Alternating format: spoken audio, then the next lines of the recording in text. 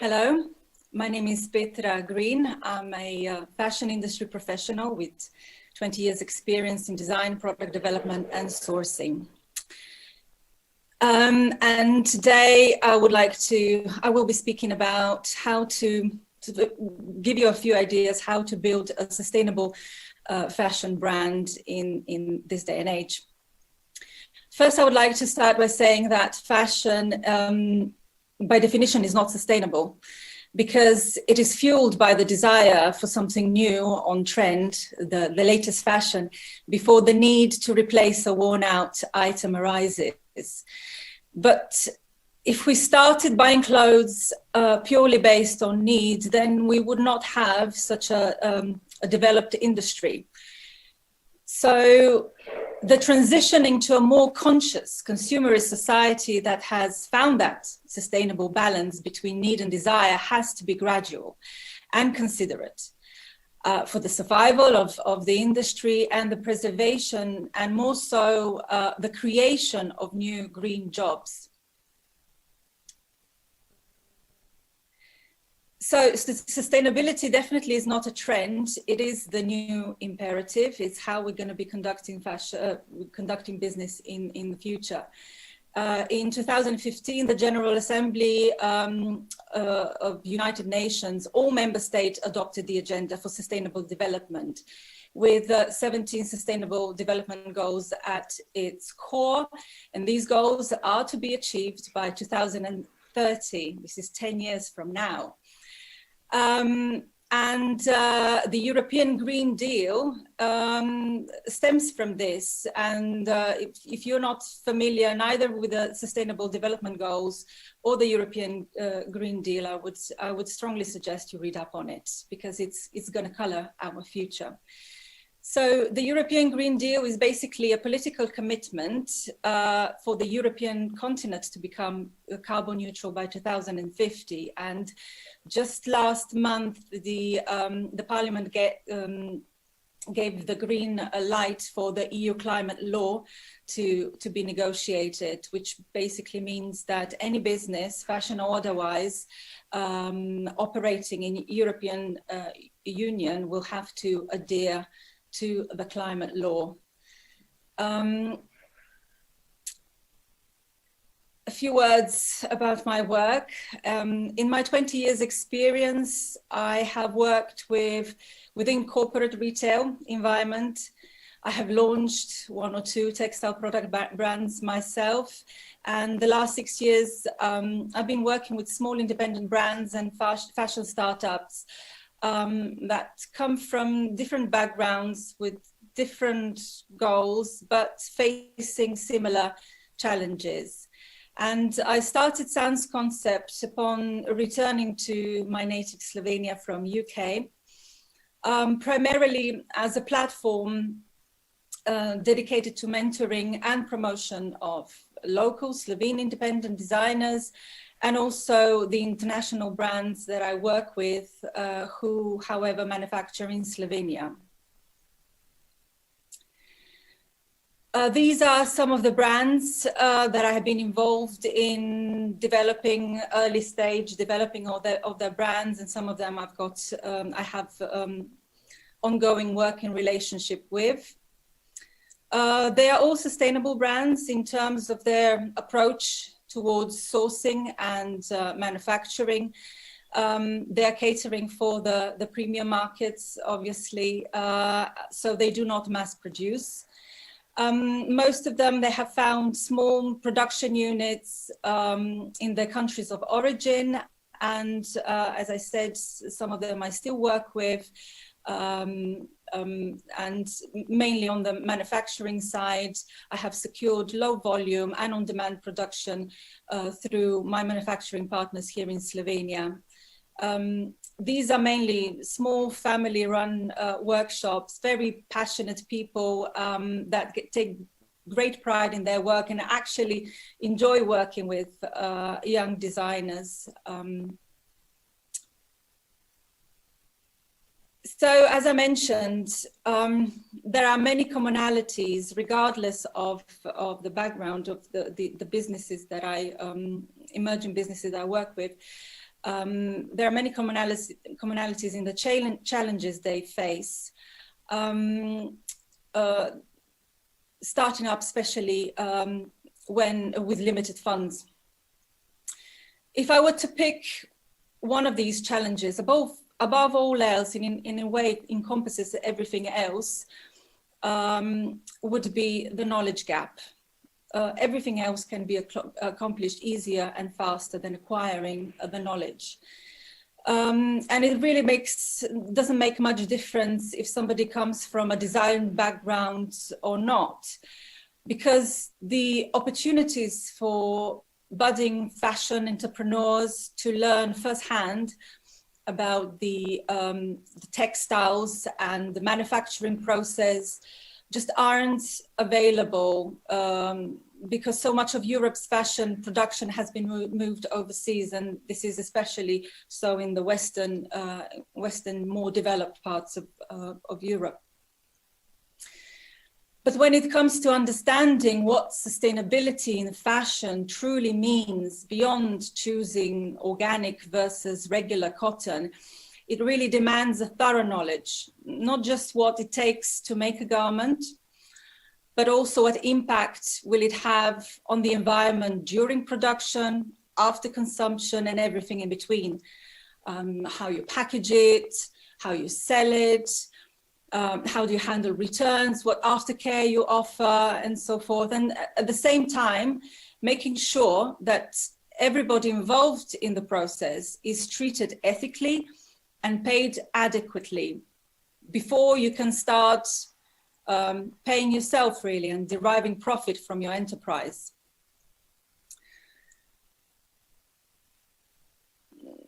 So what can budding fashion entrepreneurs that want to build a sustainable brand do?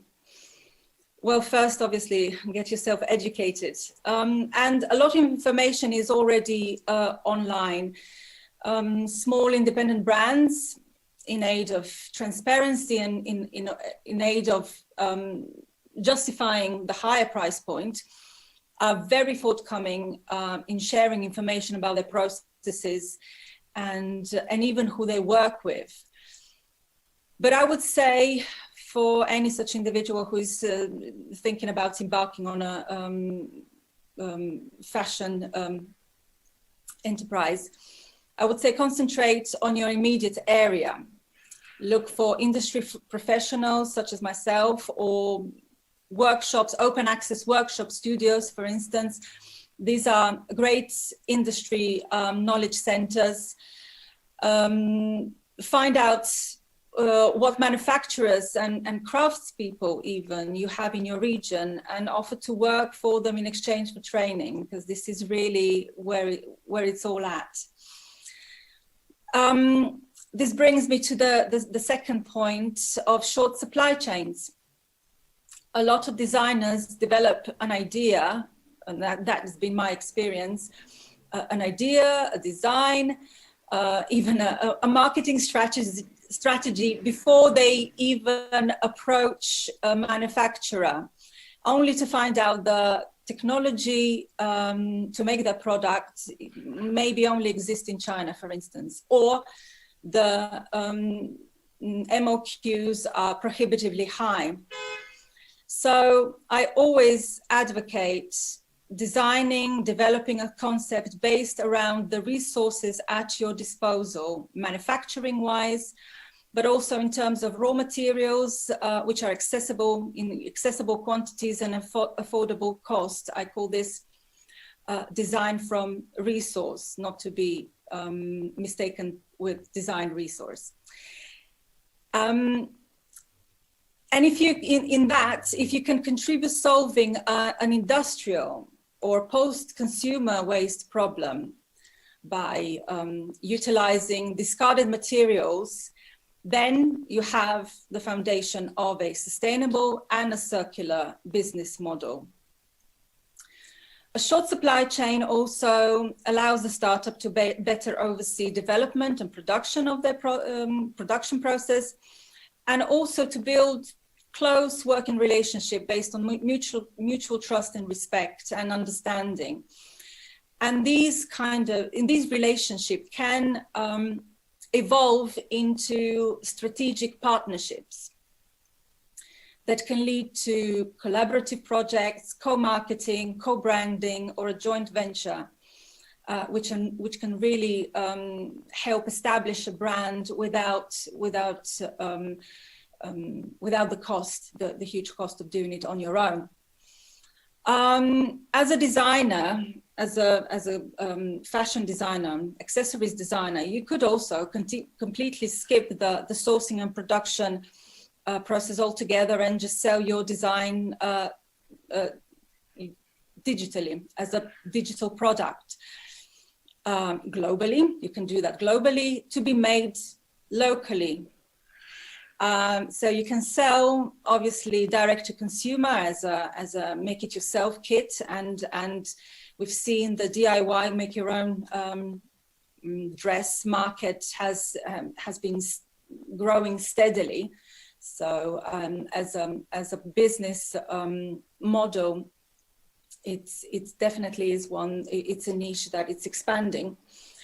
Or you could even sell direct to a manufacturer or on a license-based to a dispersed international, global even network of manufacturers. This would enable the brand to have global reach, but with dispersed, micro, localized sourcing and manufacturing, ensuring that the overall carbon footprint of your collection or single product is kept to a minimum.